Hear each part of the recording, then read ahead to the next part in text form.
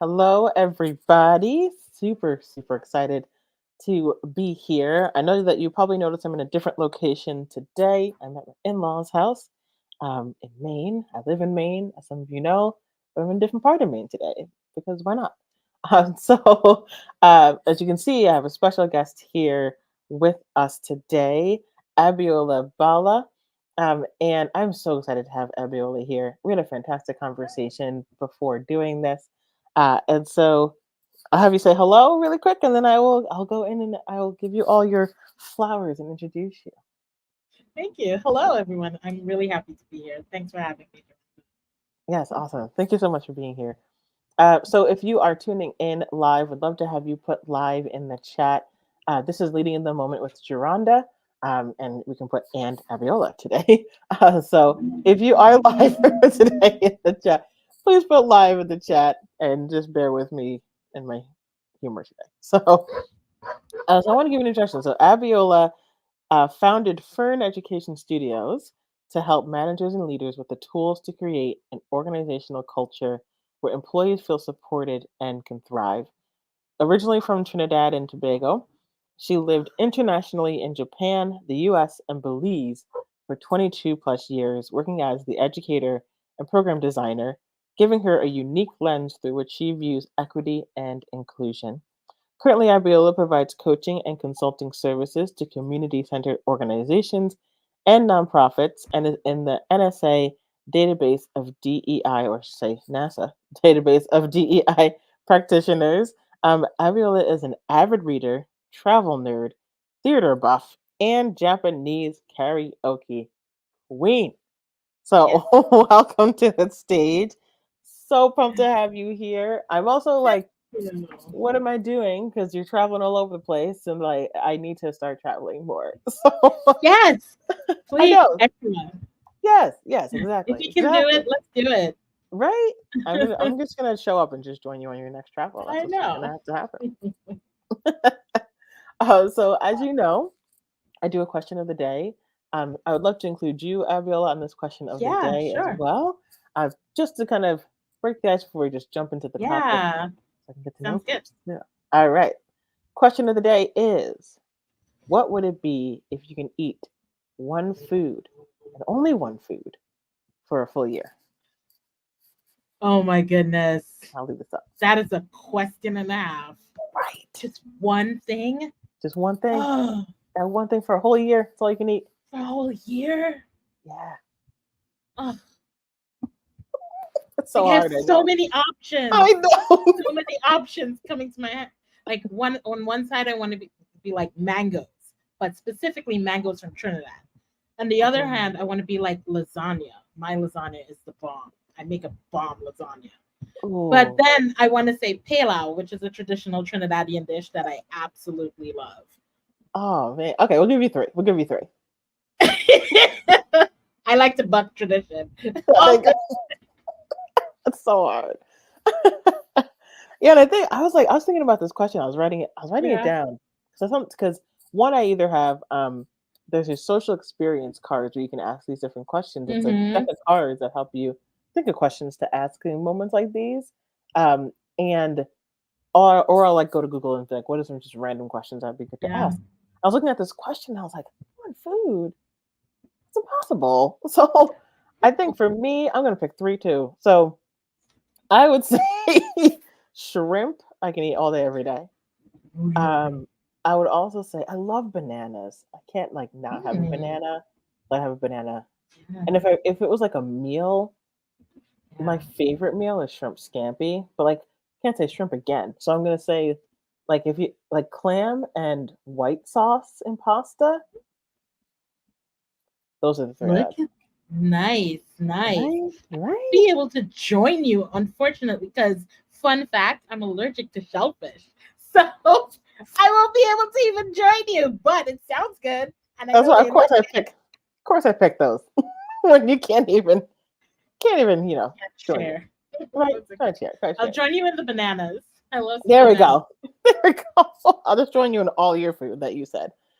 So That's Thank you so awesome. much for embarking in that. I love these questions of the day. Yes. I love learning about audience, our people, anybody who has comments Mhm. there. So feel free to answer the question of the day if you are joining us live. And now I want to go into our topic, which is a really important topic.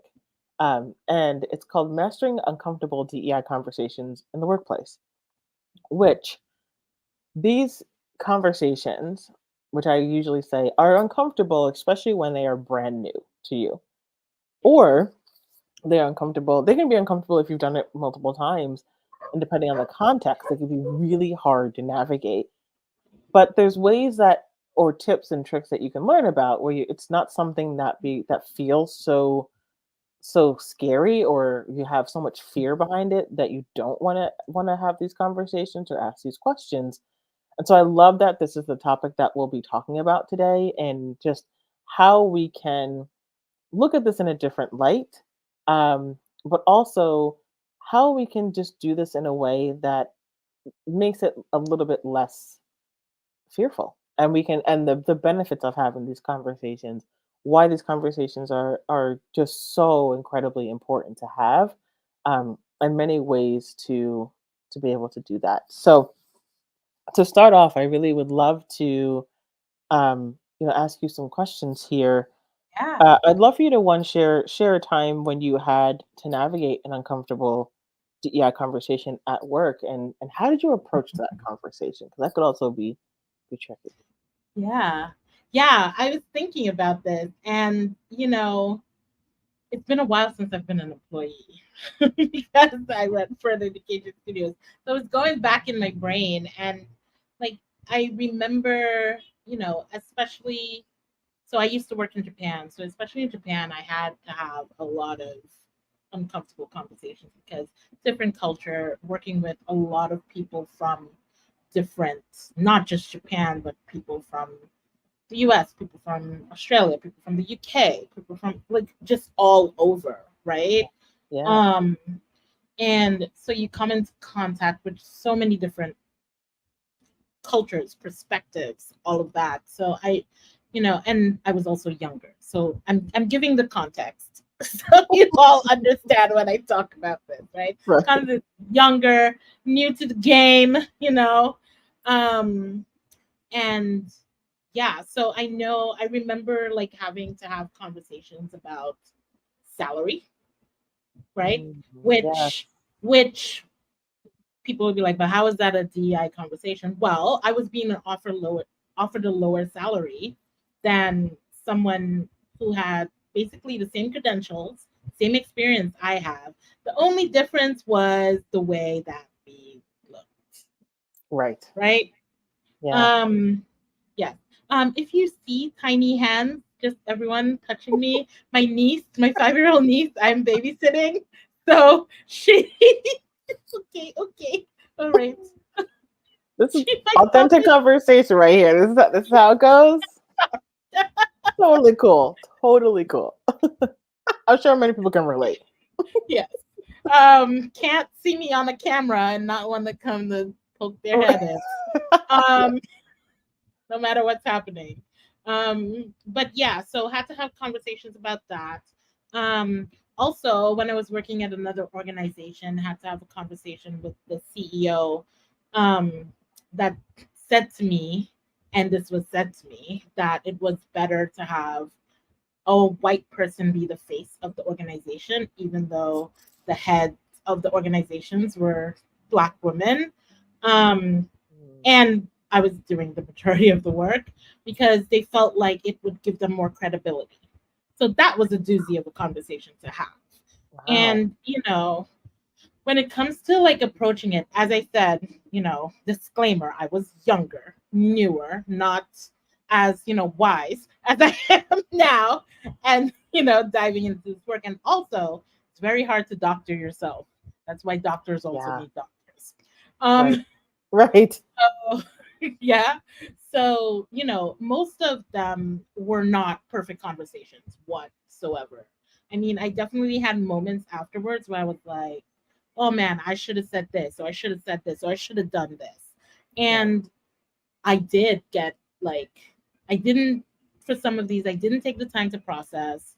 I did get defensive in some of these conversations, and I also didn't circle back on some of these conversations, Mm. right? So it's, so that's it. Again, I was younger, not who I am.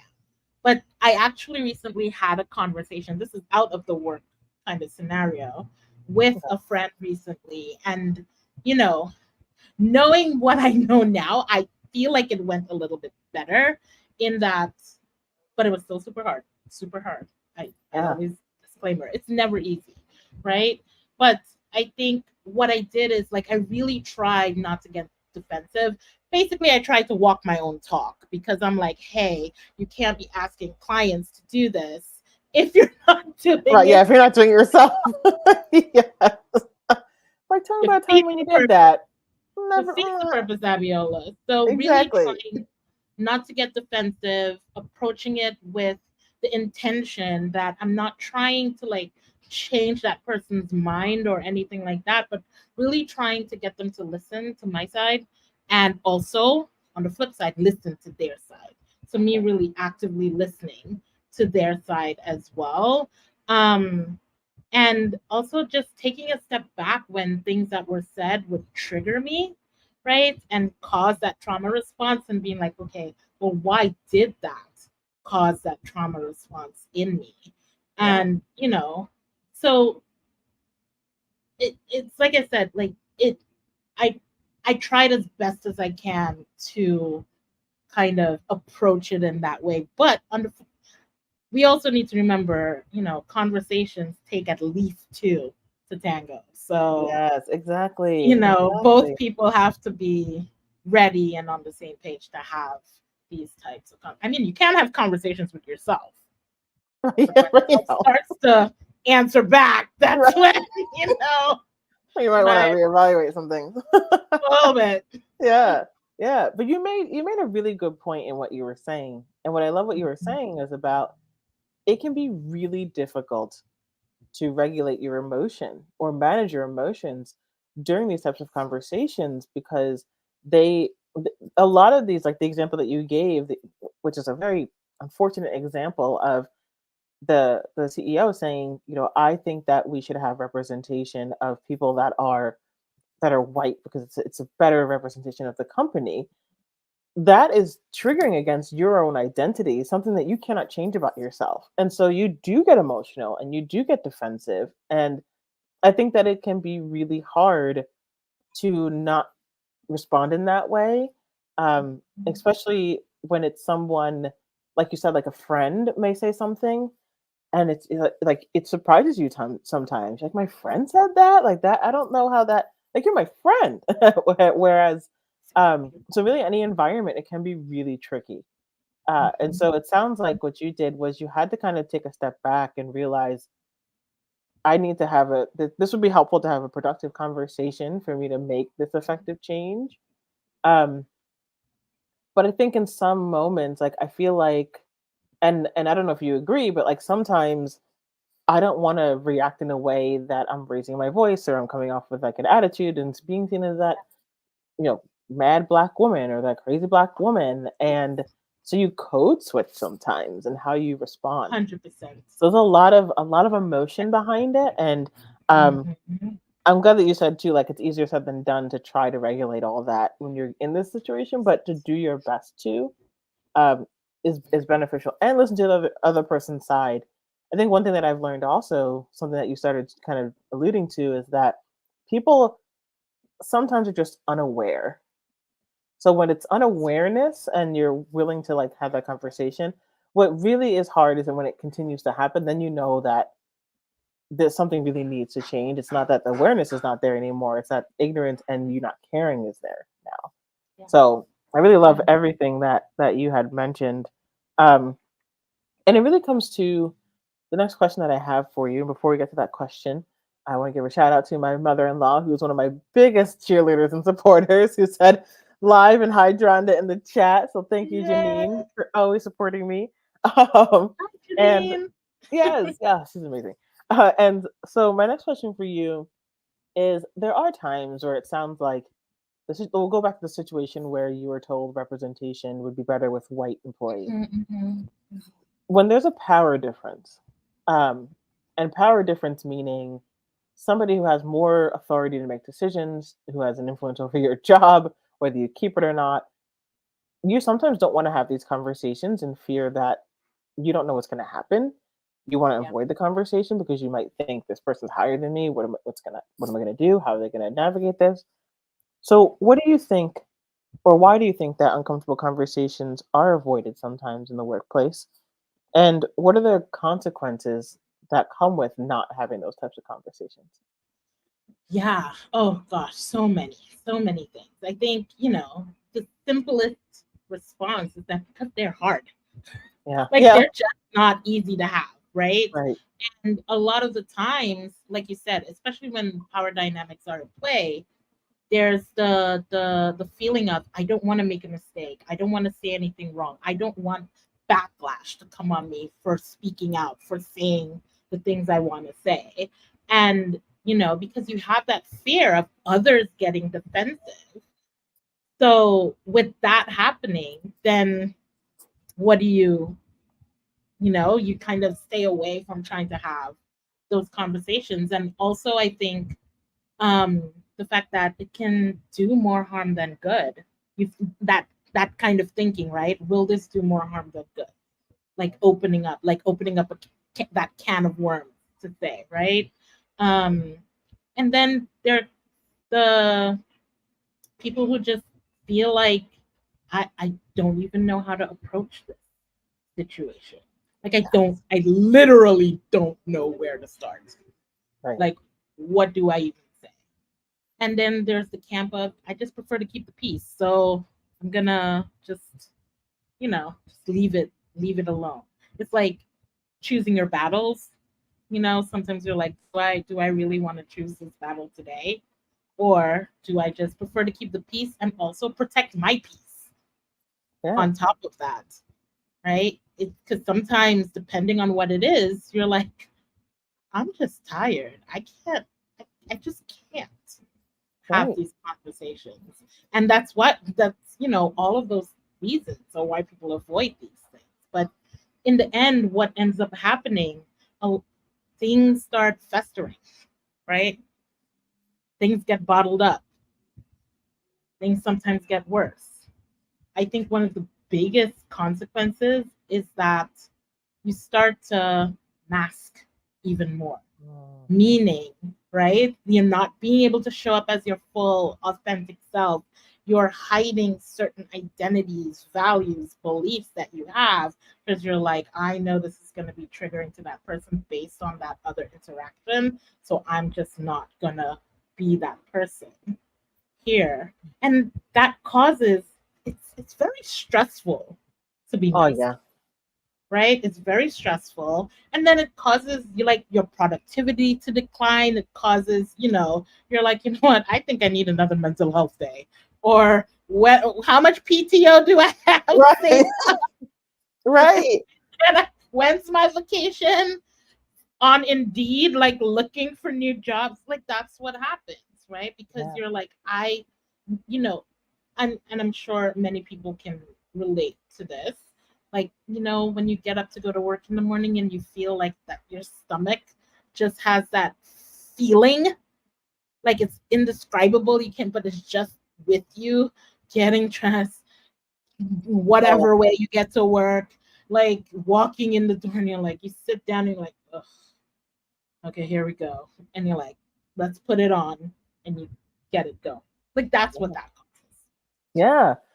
And Yeah. And that's exactly true. It's like when, like you said, it affects you so much emotionally, mentally, and you made a really great point in that you oftentimes don't feel heard. So if you know, or if you feel like you're just not going to be heard, yeah, and it trickles around throughout the organizational environment, then you shut down. You're like, I'm just gonna come in, do my job, hope that it changes. I'm not gonna say anything, but I'm gonna look for another job. And I think yeah, that it's such a challenge and a big problem that I've seen where retention of marginalized employees becomes really hard for reasons like not wanting to have those conversations, trying to have those conversations, and it going so poorly that why have it again? Um, or it's that there wasn't support in terms of I've had this conversation. Maybe you had it with your manager, who you really trusted to bring the information or continue or help support you in taking action towards how do we actually have this conversation so we can change this environment, and you weren't heard through the process. There's many different things that can happen that relate to one another that causes these consequences, and it has a lot of consequences on your culture, on your employees, on the Mhm. productivity like you mentioned. So it's so important to make sure you have things in place where you are making sure people are feeling really heard um, throughout this. And so with these conversations being they are challenging, Yes. and they I think I've heard mixed things, mixed views on having these uncomfortable conversations. Mhm. They are very hard. They don't have to necessarily be hard, Mhm. but it's going to take a ton of practice to get good at it. And then also there is that accountability and cultural shift that does have to happen so that these conversations can happen in a productive way, which can really be challenging. So that leads to the other question I have for you around just those Mhm. strategies and techniques that you would suggest or recommend to somebody who wants to have this conversation. Um, and what have you found effective in terms of some strategies and techniques for turning these difficult conversations into constructive conversations? Because they Yeah. can be difficult, but how do you make them more constructive? Yeah. Yeah. Yeah. Yeah. Exactly. How do you make them more constructive? So I kind of Yeah, want to backtrack just a little bit, sure. and because I forgot to do this, I want to just make it clear. This is the educator in me, Sharonda. Like what I'm talking about when I'm saying, and I think we're both talking about the same thing, but how I define uncomfortable conversation, because I think it's really important that people understand what I'm, referring to when I do give some of these tips, right? So I'm looking at it as these conversations that challenge, our values and beliefs, where we might have a difference of opinion based on the perspective that we have, right? Right. And our relationship to power and privilege. That's Mm, also key because we talked about those power dynamics, right? And also just listening to someone's opinion that is different from your own and doing it without getting defensive or shutting down, but to understand. So when we're talking about it, that's the context I'm talking about this in, yeah, right? super helpful. So when I you know when I start to talk about how we need to have those conversations, I always start with thinking about intention. Like, what is your intention going into that conversation?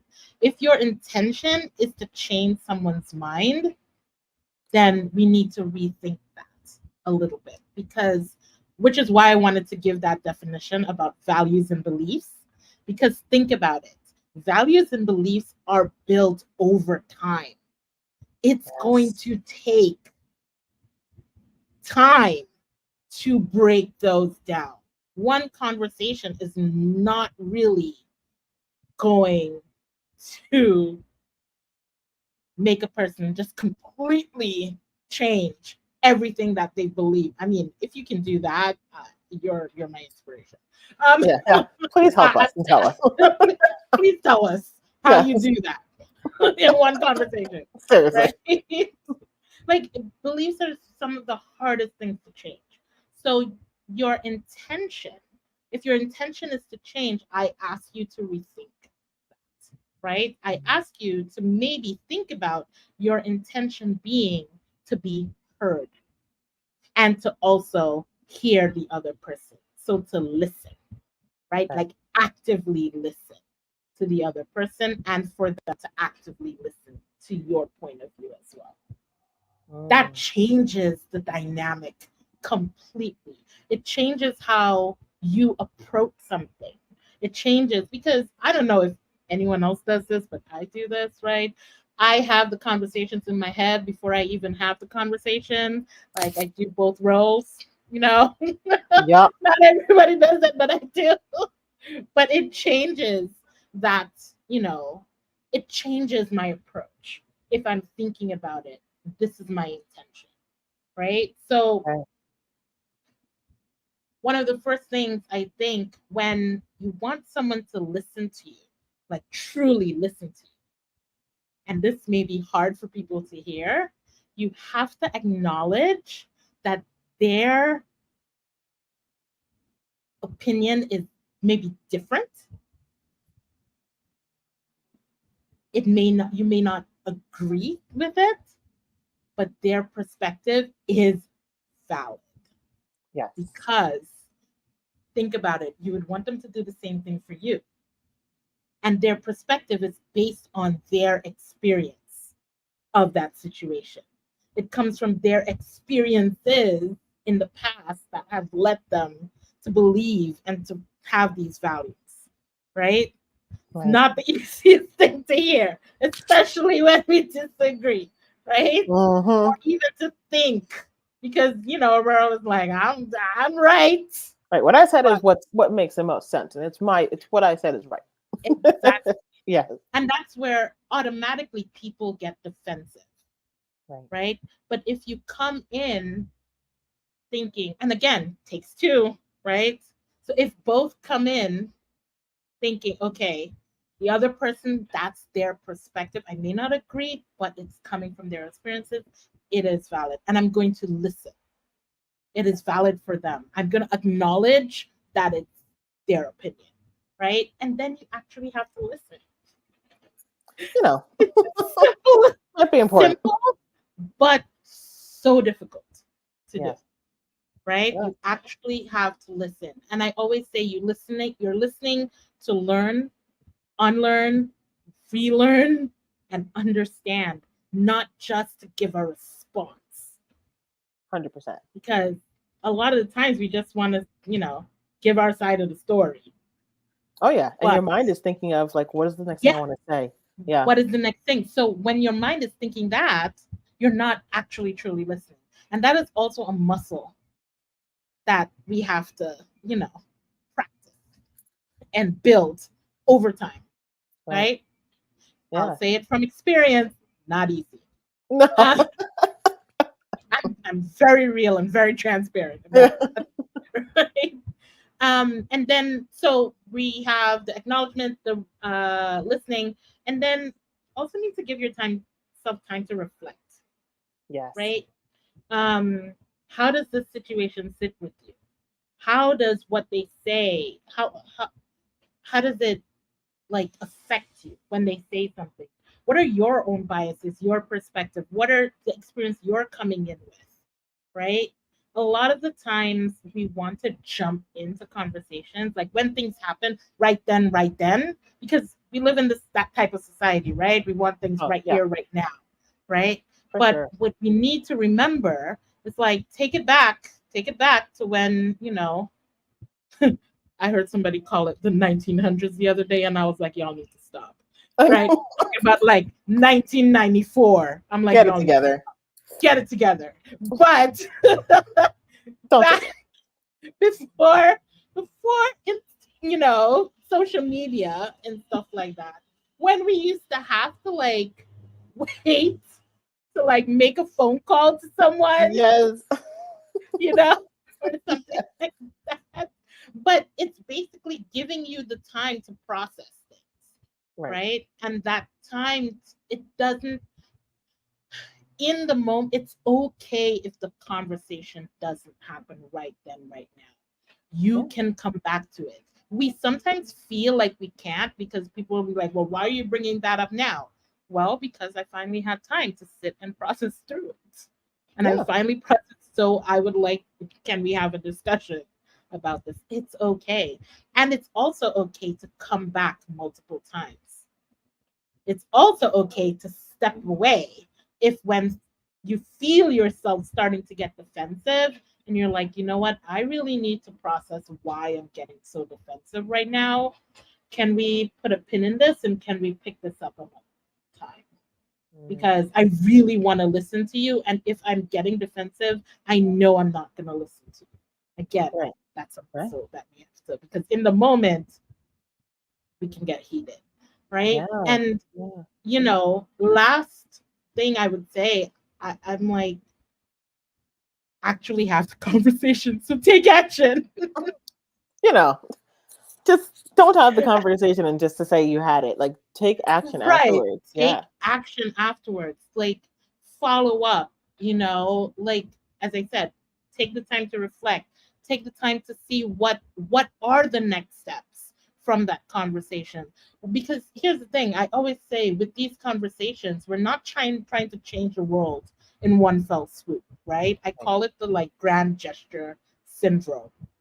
I'm like, Mm. we're not about that life, right? We're making these shifts, and in order to make these shifts, we have to. It takes time, and Yeah, we for sure. have to just be, unfortunately, okay with that. Yes. Yes. And So that's where the best yeah. work happens is when you're patient. It takes time. I really love what you said when like take if you have to take a step back and if you have to back away from the conversation and you are not ready to have that conversation, that's okay, and the other person should also respect that Yes. so that you can have that productive conversation.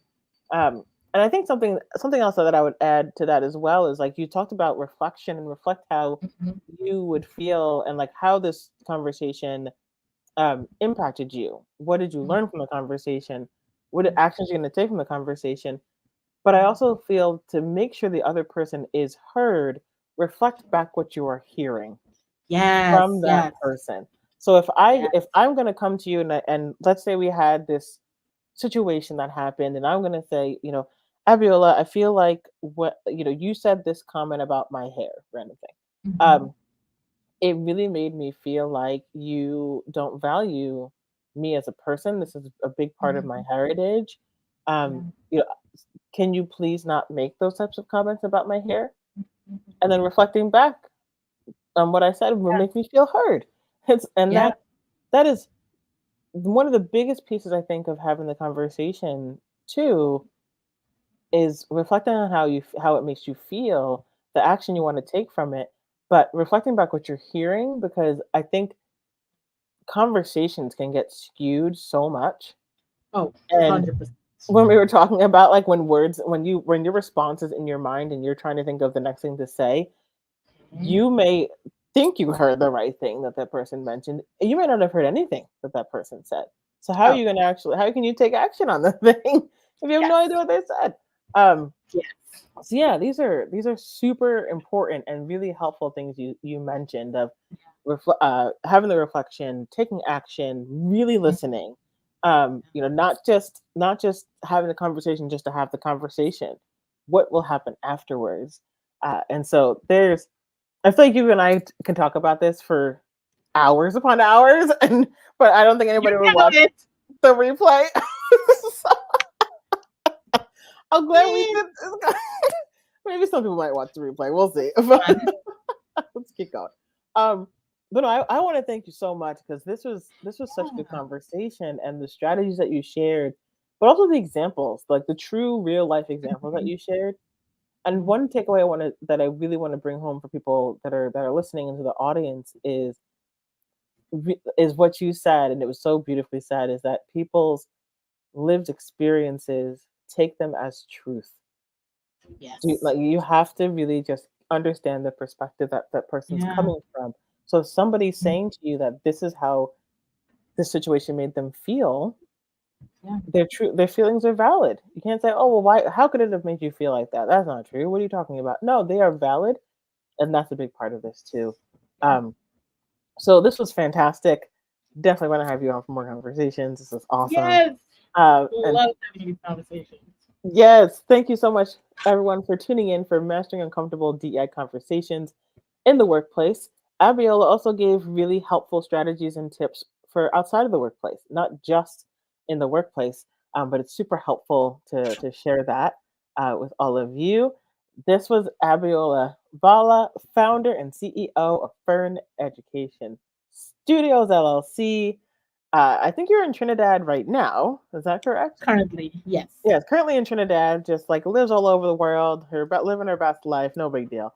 Yeah, So next month I'll be elsewhere, but for right this second, I'm in Trinidad. yeah, we'll connect with you again in like 6 months, and you'll just be in a whole other country. So I will live Basically, yes. yeah, I live vicariously through you. So this was awesome. Thank you so much for being here. Um, what I'd love for you to share is where can people Mhm. find you if they want to connect with you? Yeah, the best place to find me would be on LinkedIn. So just search Abbiola Ballah. That is the absolute best place to find me. I'm on there. Me and my purple hair are on there. I love that so much. So good. Yes, and that is true. Abiola is very responsive, really on top of things. Yes. It was such a seamless process getting you on here. So thank you so much for making it easy for me to have you as a guest. Um, we will have you again in the future. And the next Leading in the Moment that will be taking place is September 4th. That's 2 weeks from now. It's the second and fourth Wednesday of every month, 2 p.m. Pacific, 5 p.m. Eastern, if I could speak. And again, thank you so much for being here. With that, I hope you have a great rest of your evening. Hope wherever you are tuning in from, you have a great afternoon and evening, morning, wherever you are. Just have a great, great day. And thank you so much again, Abiola. We will talk soon. You're very welcome. Thank you. All right. Bye, everybody.